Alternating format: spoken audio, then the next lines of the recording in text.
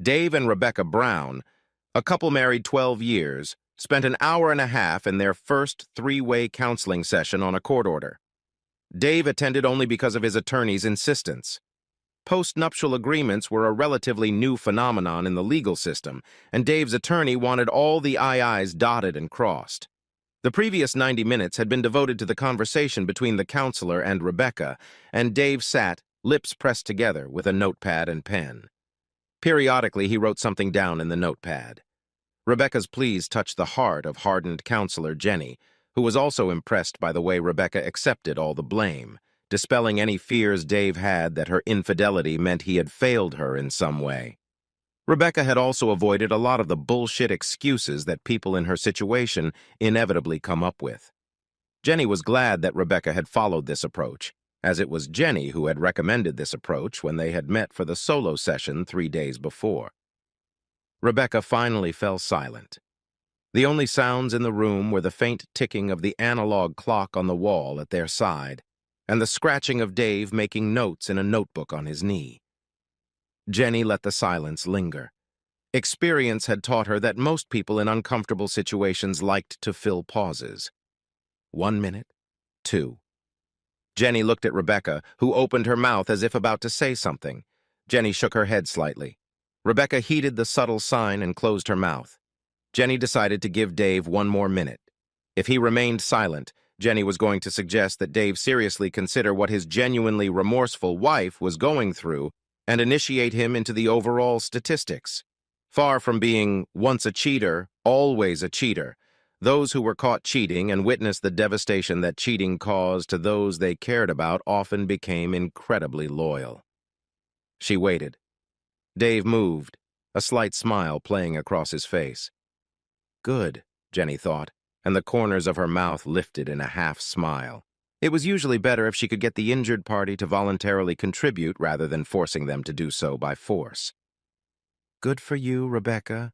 I'll give you 9 out of 10 for that. Jenny's smile disappeared. She was embarrassed, and judging by the look on Rebecca's face, she was embarrassed too. Jenny came to her senses first. Now, Mr. Brown, there's no need to be rude. Your wife has exposed her most intimate parts here. As you know, I met with her privately earlier in the week, and she is genuinely humiliated that you caught her doing this, and very devastated by the pain she has caused you. As she said today, her co-worker was an experienced Lothario, and she just wasn't strong enough to resist his advances. I can assure you that with both of your blessings, if you forgive her, I can work with her to give her strength and knowledge enough to make sure this never happens again. Dave only sighed. They say you can lead a horse to water, but you can't make it drink. I don't take the hint, Mr. Brown. Are you saying that your wife cannot learn to protect herself and therefore your feelings in the future? No, not at all, Miss Parkinson. I meant, how long have you been at university? 4 years? 6, actually. I finished my master's degree. 6 years, yes, and you've obviously learned a hell of a lot. The offended Jenny straightened up. I'm sorry, Mr. Brown. That was rude and totally inappropriate. Do you think so? Preventing further protests, Dave pulled an electronic device from his pocket and pressed a button. Rebecca's voice came out of the device, begging for forgiveness. She swore it was a one-time mistake, and that he, Dave, could take it to the bank. They listened as she admitted how much she had hurt him and how hurt she was that she had caused him so much pain that she had witnessed. Just then, Jenny's indignant voice interrupted loudly. Do you realize how unpleasant and inappropriate it is to record our session? Not only is it unpleasant, but I believe it is completely illegal in this state to record anyone without their approval and consent, and I certainly have no intention of agreeing to that.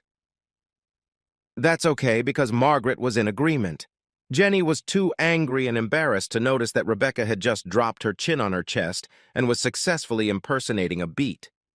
Jenny couldn't remember when she had been more offended. Who the hell was Margaret? She was our counselor 2 years ago when I last caught Rebecca cheating. It was on the record then.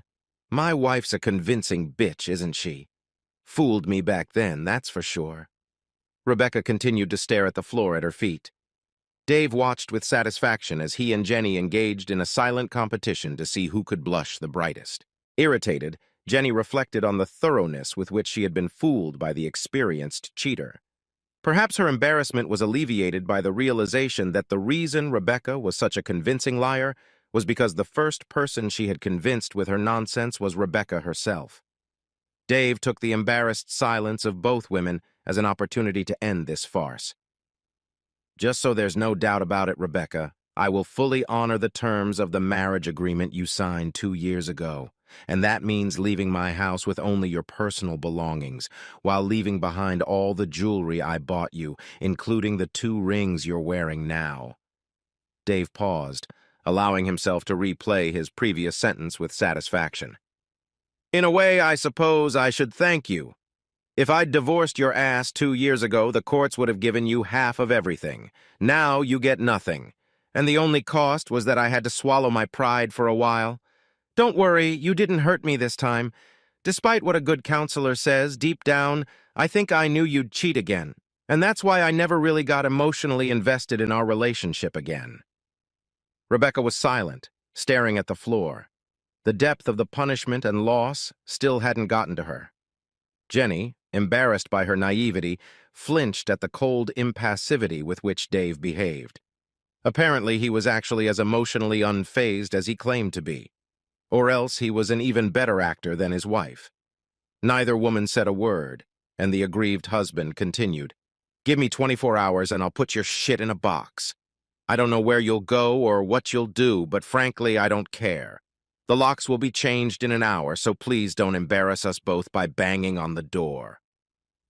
If you try to mobilize your family and our friends against me, the video clips I have of you and your lover will mysteriously end up in the possession of everyone you know, and I really mean everyone. I'm sure at least some of them won't be so understanding when they hear how you squealed when Clive pinned your ass on our goddamn marital bed." Dave paused to stop the rapid buildup of his exuberant temper. After a dozen deep breaths, he regained full control. "Once the divorce is final, we can talk about your visit with Alice. Sign the divorce this week and I'll be generous with a visit. Resist and you can only kiss her goodbye." Jenny's ears perked up at those words. Rebecca's head jerked upwards, eyes flashing a mixture of fear and anger. Neither reaction escaped Jenny's notice. Neither in their solo session nor in this joint session had Rebecca mentioned her daughter, but then she seemed like a typical 21st century narcissist, as self-centered as a spinning spinner, so fixated on what she stood to lose that everything and everyone else was sidelined. Jenny looked back and saw the pain on Rebecca's face as she finally found the words. But, but you can't take my little girl away from me. She needs me. I can't live without her." The unbearable pain Rebecca felt at her soon-to-be ex-husband's words was written all over her contorted facial features. Jenny thought, if only these idiots would think of all the consequences of their actions before committing their various crimes, I'd be out of a job. She reached out and placed her hand on Rebecca's arm, hoping that she would keep the latter from a complete breakdown. After revealing himself to be an emotional dead fish in the counselor's eyes, Dave spoke completely calmly. "Maybe you should have thought about this before you were, quote, seduced by an expert, unquote. It's all clearly spelled out in the contract. It says if you screw up again, you lose everything, including custody of Alice. But she needs me." "Bullshit, Rebecca. She's 13 years old. I'll do just as well as you. Anyway, this isn't the place to air our dirty laundry. You cheated, I took you back, you signed a contract after the wedding and promised never to stray again. I suspected something wrong, investigated and caught you fooling around again. Don't commit a crime if you can't deal with the consequences. Isn't that what they say?" Dave stood up and looked down at his soon-to-be ex-wife, who by now was kneeling on the floor with her hands folded in supplication, tears streaming down her face. The expression of agony on her face showed everyone in the room that, perhaps for the first time in this whole sordid affair, she was actually feeling remorse. The consequences of her impulsive actions were finally becoming apparent. Gathering the last of her strength, Rebecca made a short dash. "You're not taking my Alice! I'll fight you every step of the way!" The counselor stood as a helpless witness to the smirk that appeared on Dave's face. "Please do it, whore!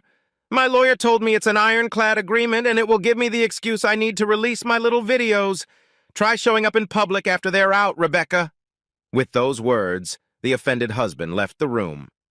Jenny looked at the devastated woman and sighed. She had better start now if she wanted to prevent a complete mental collapse here, especially if the aforementioned contract after the wedding was upheld in her husband's favor. Having a daughter taken from you must be every mother's nightmare. She leaned over to the sobbing woman. Epilogue. Dave Brown sat in his car until the adrenaline subsided and his breathing returned to normal. Then he drove home through the supermarket and liquor store, buying a bottle of bourbon for himself and a nice piece of fish for dinner for him and Alice. Salmon was her favorite. Tonight was the beginning of a new phase of their life together. What he did tonight was important. He paused with his hand on the front door handle, determined to stick to his normal routine as much as possible, for Alice's sake. Pushing the door open, Dave Brown spoke in a loud voice, well aware of Alice's increasingly impaired hearing. "Alice, radios!"